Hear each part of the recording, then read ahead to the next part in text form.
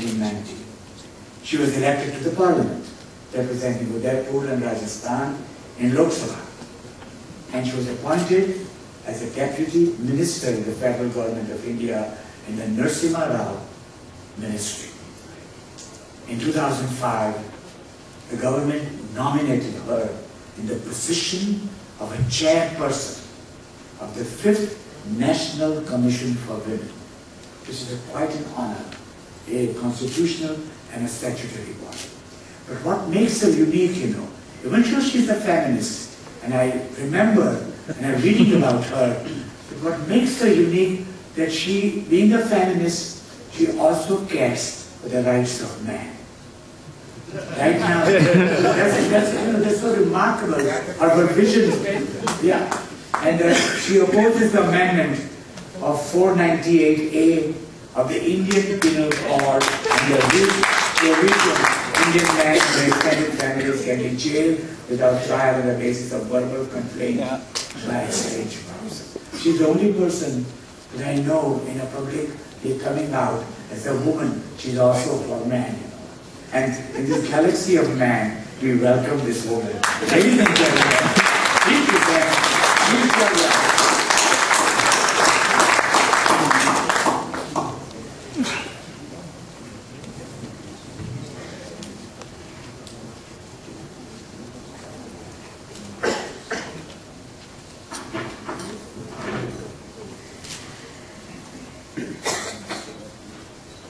Most honorable, respected chairperson of the US-Asia Business Forum, our dear brother, dear Fosaactv, Mr. Tripathi, our friend, Mr. Fandri, Mr. Goel, Dr. Shah, master of the ceremony, I think he's sitting here, friends from abroad and India, and friends from media also.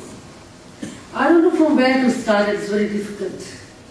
The task made by my brother, my elder brother. But before I start, I must welcome you people. I know the days when I was in US in 1967, when nobody wanted to recognize the other Indian. Those were the days when we were sitting in a restaurant and we wave to some Indian, they start looking on a different side. Oh, you too have come.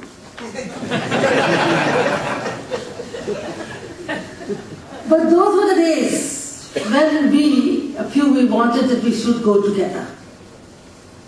And we started several things, like Indian Association, Indo-Pakistani Association. I did my postdoctoral, I was teaching in different universities, though we have not written here. So I was there, I think 6 or 7 years, and because I was teaching here also. But we share still one thing, and that thing is missing India. We live abroad, but our heart is in India, and still I can say that those were the days when, whenever, some of the times the Voice of America, they used to give Indian music. And the music, especially we always pray for that they should play "Ae Mere Pyare Watan, Ae Mere Bichhade Chaman, Tuj Pe Dil Qurban," and we used to cry. And that's why Mr. Goel, Mr. Fandri, and of course our president, everybody is trying. Now we live in globalization. Those days when we want to talk to India, it used to take 3 days sometimes. Sitting with the phone, waiting for Delhi first, then to your destination, and again the voice would say, sorry dear, we couldn't get you. But now you can talk any moment. Now we have everything.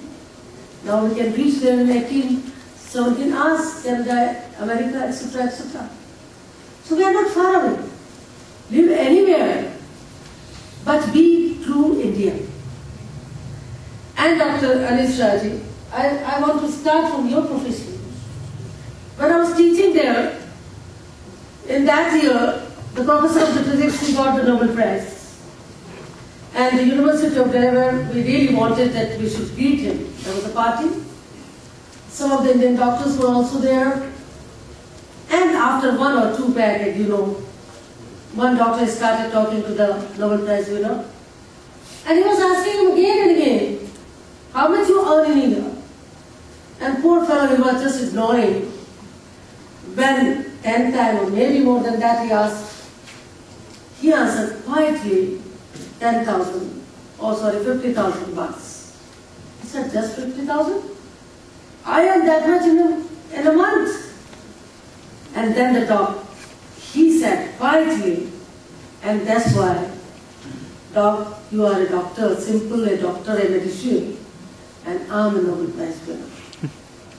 So be sensitive there, wherever we are, because we share one thing, that we belong to one spirit, one soul, and we have to serve this, not only this nation, but now the world.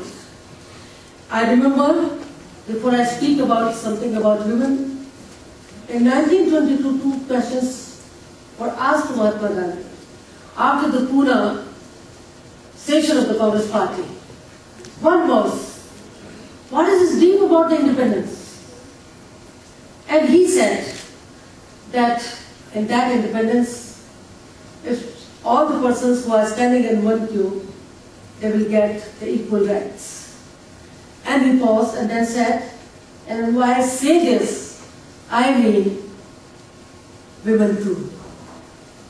And the second question was, will you close all the doors from the different nations? You are sending Britishers out of country? He said, no.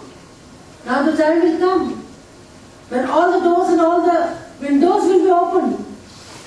We have to save our culture and we have to go with the world also. How can we live all alone? We believe in Vasudhaiva Kutumbakam. And that's why, and he exampled that time that knowledge and trade, 2 aspects we have to share with everyone. Now if I talk about women just a little bit, if I give little economic position afterwards. Sir, as you rightly said, that I'm a feminist and at the same time I want that men should not be suffered also. So that's why there should be a meaning between. And I remember a story of Iphigenia. Long back, there was a famine in Greece, and the priests they declared, unless a beautiful girl is sacrificed, we won't be able to get rid of the famine. They searched a beautiful girl, her name was Iphigenia. I'm just taking you to the spot where they were taking her for the sacrificing. And the priests, they were asking her, Iphigenia, you are sacrificing yourself for the country, for the religion, so there would be more temples, altars for you. But even then, if you have something in your mind as a last wish, please tell to us. First she denied, but at the moment of sacrificing, she turned her face and she said, yes, I want to say only one thing. That please from future, don't treat my sister as an object, but treat them as a human being. If you could ask this question to Mariam, to Khadija Bi, to Sita, to Draupadi, to everyone, to Madam Clinton, to Mrs. Gandhi, to our late Benazir Bhutto, myself and my sisters, I think the answer would be the same, that we want to live with dignity. We are thankful to the United Nations. United Nations concept for the women, and India's concept for the women after the independence growing all together. Mr. Pandit. In 1948 we were writing constitution, and 1948 UN declared that women, everybody has the same rights, the human rights. So now we have 4 kinds of arms with us in India. If I talk about India, we have Indian Constitution which provides us equal rights.